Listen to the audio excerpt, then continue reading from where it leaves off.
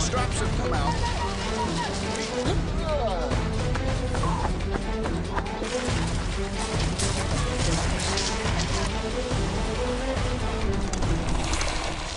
Hello from Whitehaven on the shore of the Irish Sea, where 100 hardcore endurance athletes are about to set off on a multi-sport event that will take them from here on the west coast of England right the way across the country to Robin Hood's Bay on the east coast.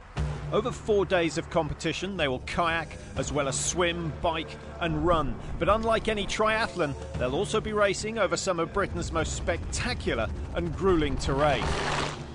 Bruce Duncan was second in the solo section in 2009. This time, he's opted for the team event. It's a full-on race, 5 or 6 hours racing each day and good rest overnight. So it's eyeballs out every day. I was second last time by a couple of minutes, so I definitely want to go one better this year and racing in a team. Very strong team, I think we've definitely got a chance to do that. The second member of Team Adidas TERREX is former adventure racing world champion Nicola McLeod, who was also in last year's victorious team. Olympic rower James Cracknell is the third and final member, and although he's competed in many triathlons and extreme adventures of his own, this kind of racing with rough terrain and navigation is new to him. You're not dealing in a sterile environment here, you're dealing with the Lake District, and you've got to make the right decisions at the right time, and I think that's on top of obviously being fit and getting the best out of yourself. The appeal of it is, yes, it's stage racing, but also there's kayaking, running, cycling and swimming today, and so you can do all of those things. Having said that, I am avoiding the sea kayak in our team. I thought I'll just be ready for the biking, but it's a great way to see the country and to get across. Me and Nicola, we've done this a lot. We know how to do these kind of races, so it's a bit of a learning curve for James. We've got him in because he is a top-class athlete. He's really raring to go for it. He's got the skills that we need to give us the advantage over the other teams, hopefully. Team Accelerator, the other team that are out there, Matt and Dan Halliday, 2 little whippets on foot. They're pretty swift. There's not much to them as well, and both good pedigree from orienteering. So they're the only other team that really we're worried about. But I think with the bike sections and the kayak sections in, we've got enough to just get the edge over them. Team Accelerate might disagree, because this is where the tactics come in. The race consists of 17 stages, and on each one the teams only need to use 2 people. They will save Maria Leerstam for the bike and kayak stages, while Dan and Matt Halliday will try to blow the opposition away on the mountains. I think inevitably the Adidas guys are going to be quicker in the boats, but Matt and I both come from running backgrounds, and hopefully that's where we can put some time into the competition. We'll give it our best shot, but 4 days is a long time and a lot can happen. But we're here to be competitive, so we'd like to think that we'll give them a run for their money. You don't put all the training in for an event like this to let a bit of pain kind of hold you back. Day 1 covers 35 miles, and like most of this race, will not take the direct route from one coast to the other. Before heading inland on bike and on foot, there's a sea kayak stage that makes no progress across the country at all, as it heads down the coast from Whitehaven to St Bees. We're doing an adventure race! The event is open to all comers, and competitors range from enthusiasts to professionals. Gathering at the start in Whitehaven Harbour are 17 mixed teams, 5 female solos and 22 male solos, of which Anthony Emmett is one of the most experienced. The sprinting format is really hard, and it's great for people who are super fit. And because it's so long, the competitors, it's not like triathlon where the competitors are really gunning against each other, because it's a 4-day race and you're going to be seeing and chatting to the people for a long time. So it's really friendly and it's tough, and so everyone digs deep together.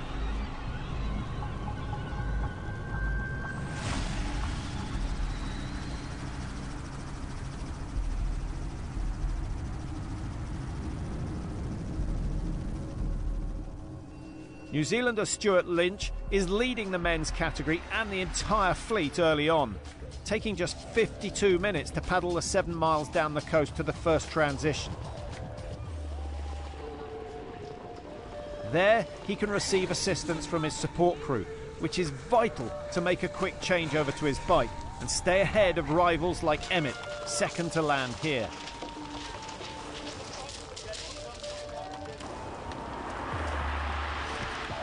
With Bruce and Nicola on the paddles, Adidas TERREX have a fast kayak section in the team category, even if the landing isn't particularly dignified. They will swap Nicola for James for the upcoming bike stage. This year the transitions will be very slick and very fast, and sort of see if we can get them under 10 minutes in total. And it's literally going to be in, shove something down your throat, all you do is changing your shoes, there's no change of other kit.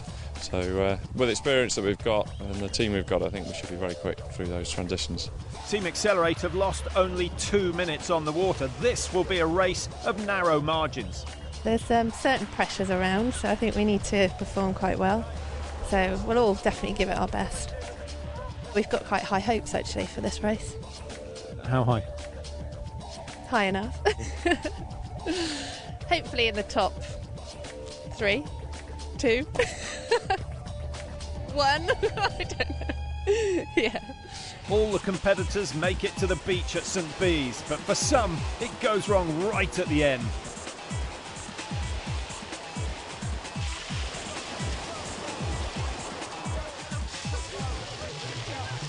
Over the years, New Zealand have dominated this sport much like they have the rugby world.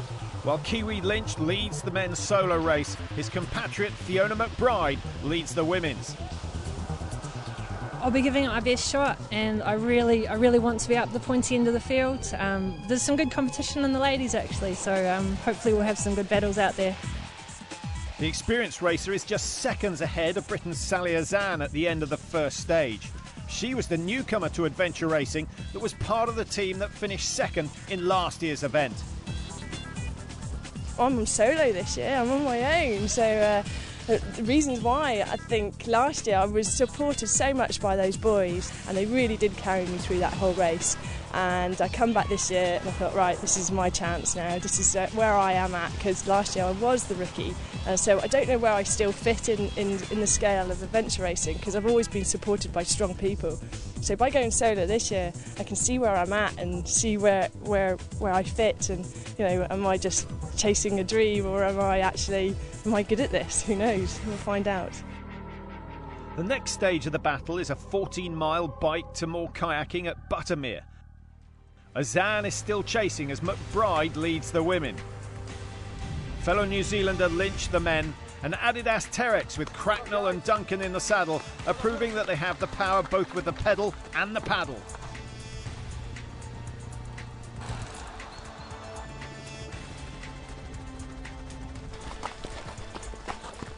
More kayaking follows with a race across Crummock Water and Buttermere.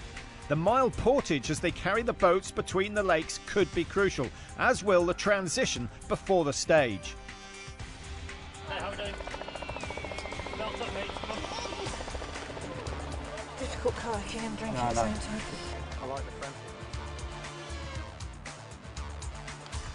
If she's not slick, McBride could easily throw away her lead right here. Every time they change discipline, it generally requires a change of kit, getting some food, and if you're in a team, changing a team member. Good organisation throughout the race, absolutely essential. There are 13 transitions in all, and this is where the race can so easily be won and lost. I'm good at transitions, that's probably one of my strengths. I don't like mucking about in transition. It's a lot harder to train to go a couple of minutes faster on a run, and it's so easy to lose 5 minutes in transition, so it's an easy way to make up time with a minimal effort. Okay, it's early days in the race. Tell us where we are and what's happened. Well, we're at transition waiting to go on the kayaks, and we're 10 minutes ahead of our support crew, so they've not arrived yet, so we have no kayak. How do you feel about that? Well, when you arrive at the transition point and your crew's not here, it's disappointing. Gutted actually, because we really worked hard up those hills. Every team member has to complete at least one stage per day, which means there are tactical choices to be made. But no matter what they've planned, this outfit isn't going anywhere. They haven't got a boat, let alone a paddle. The leading teams, meanwhile, have finished the first lake and are carrying their kayaks to the second. Adidas TERREX have James and Nicola on this section, defending their narrow 2-minute lead over Accelerate. How's the day going so far? Yeah, it's good. Been really evenly matched actually, so just trying to make the most of the tortoise and not take any time over it. because it'll be the difference. The transitions might be the difference between these guys are strong on the hill, so I'm good. Sure, maybe we should drag it. Just maybe put the rudder up. The long portage is a clumsy, uncomfortable and somewhat painful experience, but Accelerate must stay in touch with the leaders. Have you guys been getting on? Yeah, good. Just trying to hold it together on the boat, and then we'll be looking forward to a big run. Yeah, Marie.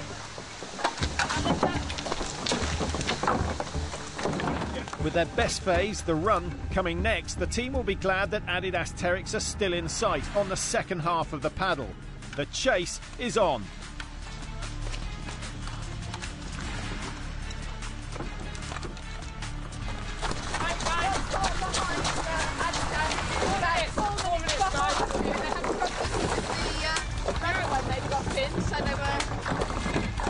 They're in your side, guys. Just keep it steady.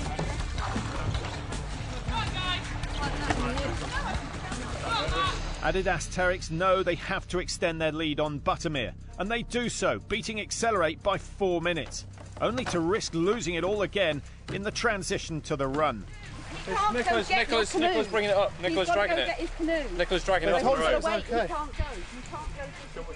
We had a problem in transition with the kayak. There's a bit of confusion about one teammate could lead the boat and the other one couldn't, so we had to go back and help out. It's just ridiculous. James, do you have the tracker?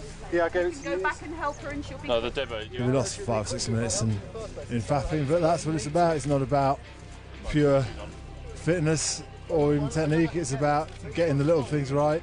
You know, from the background that I've done is when a guy says go, you hammer away, and then when he says stop, that's it. Whereas this is a much more fluid event. It's not the kind of slick transition that they'd promised. For a team that knows you can lose the race in the changeover, it could be a costly mistake. Other teams are closing in.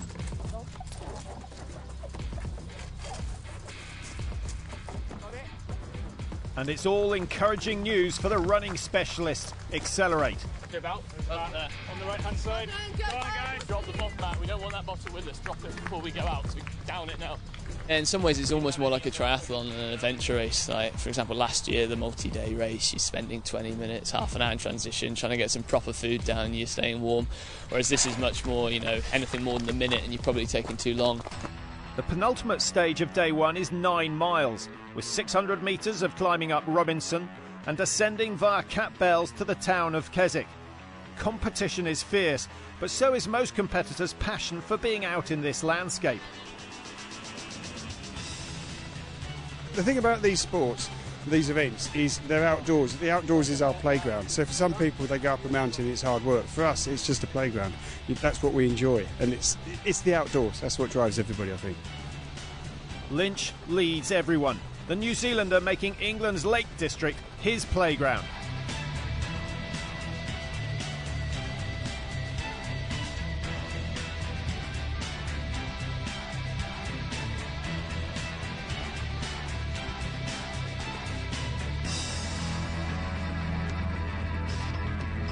It's awesome running from Lynch as well as from the Halliday brothers. They've prepared well for this event, and this is payday.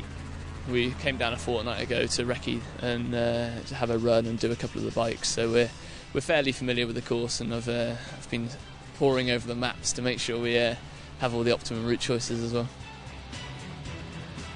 As day one nears the end, they've finally taken the lead. We started pretty steady, kept our cool on the kayak and the bike early on, and then head out on the run just a few minutes down on the Adidas boys. We had them in our sights, saw them looking back, and caught them just before the top of Robinson. We were feeling good, running strong, started cramping a little bit over Dale Head and on the descent towards Cat Bells, but we held it together.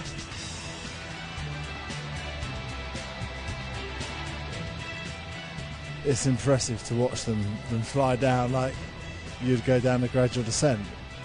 It's a very different type of racing to anything I've done, adventure racing, that you think that it's kind of hard physical work of driving yourself up the hill is then a skillful descent, and I didn't have that. So these guys that are good at fell running are really supple and know where to tread, and so rather than some lumbering idiot going down the hill, which is kind of what I was.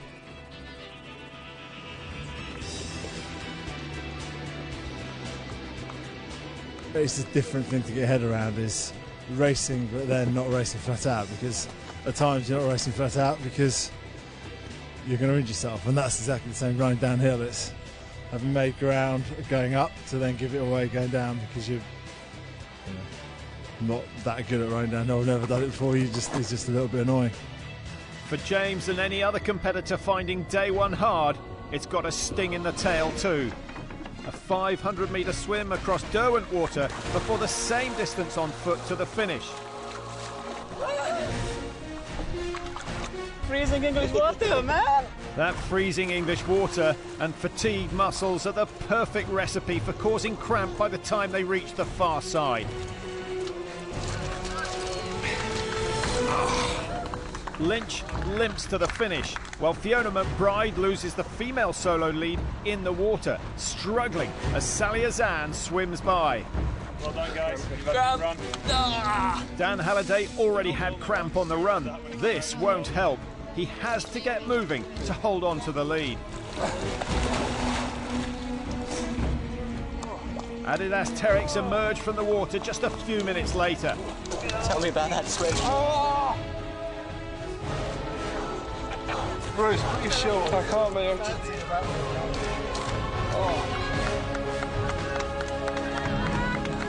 Next out of the water is Anthony Emmett, straight back into his stride and seemingly impermeable to the pain. It's a good finish from him, just 23 minutes behind Lynch on the day, but the Kiwi will be hard to catch on the remaining three.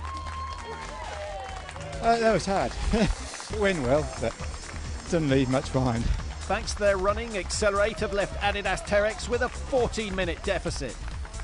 Well, it's been a tough day, but it was just a case of toughing it out to the finish, seeing what we could hold on for.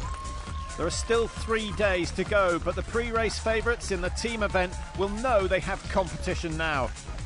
Absolutely whip it, so they should be given weights to carry, but hey, it's another 4 days, it's got 3 more days to go, and I know that me and James can keep that pace for 4 days, no problem, and I'm hoping those boys will tire. Sally Azan leads the women, her first solo race going as well as she could have hoped. I was on Robinson's and I could see her quite a bit of distance, and red mist came down and I was like, right. So, and I just caught her just now, so she's not far behind. So happy with the way it's gone? Yeah, I'm hoping these legs are going to be all right for tomorrow. McBride is 5 minutes slower today. I'm really happy. I was sort of stayed ahead of Sally for most of the day. We got to the end of the run and we had a little swim across the lake, and I got in and I cramped up as soon as I started swimming, so I just had to float on my back and give the legs a break, and she just powered on through. So it's nice to have such close racing. It makes it really exciting for us as well as everyone watching. I think we should have a good battle over the next 3 days. Yeah, 1 down, 3 to go. Yeah, 3 big ones to go. Today was the short day. Coming up, day 2, the highest point of the race, the hurt of the biggest climb to get there, and the hardest descent to follow. Join us after the break as we take on the slopes of Helvellyn. Rock on.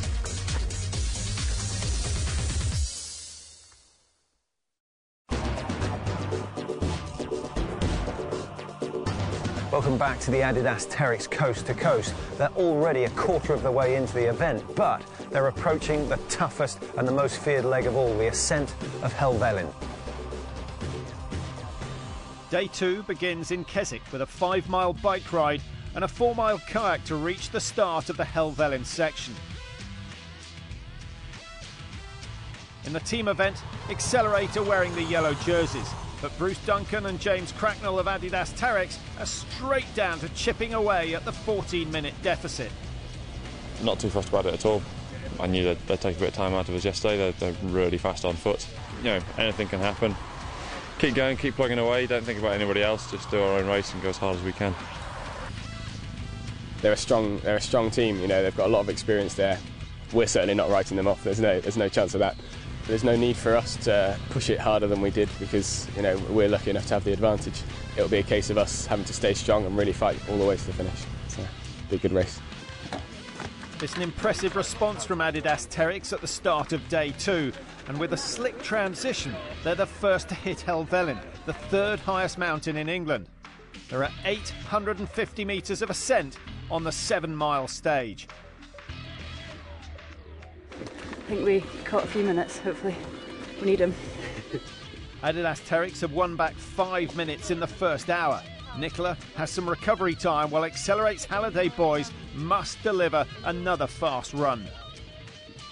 I think the guys will take a good bit of time out of them now on the mountain.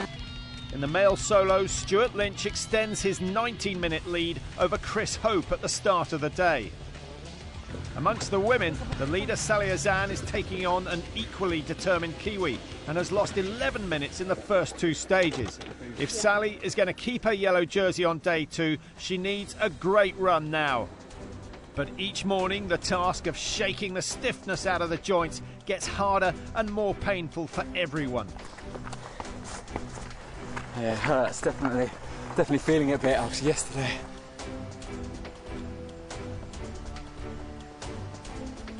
If you're into your outdoor sports, this is what it's all about, to come here, go mountain biking, running, sea kayaking, all in one fluid journey.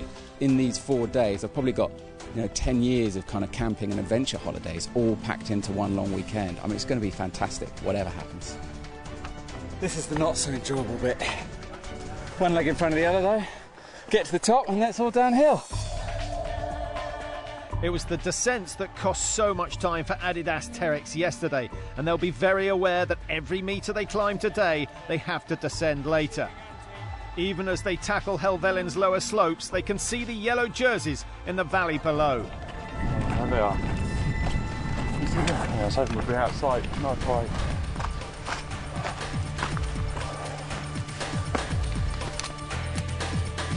Dan and Matt still have enough air in their lungs to spare some for a chat with the cameraman. That's the hard bit. Starting running when you've been walking for a bit is got to have it up here. We've got them in our sights now. Let's see another hill.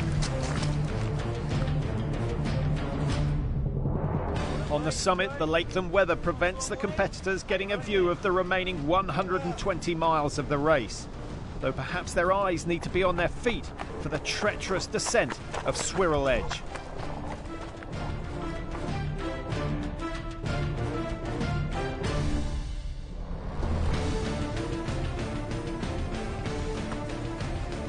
A big effort from Sally Azan sees her win back 5 minutes on the climb and set up 2 more days of close racing with Fiona McBride.